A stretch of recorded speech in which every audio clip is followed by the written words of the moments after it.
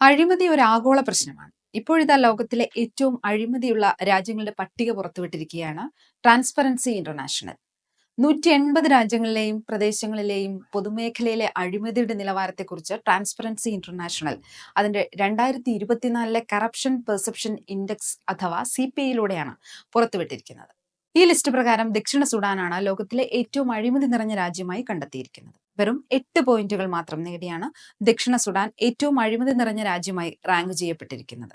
Somalia, Venezuela, Syria എന്നിവയും അഴിമതിയുടെ കാര്യത്തിൽ കാര്യമായ വെല്ലുവിളികൾ നേരിട്ടുകൊണ്ട് ലിസ്റ്റിൽ തൊട്ടുപിന്നിലുണ്ട്.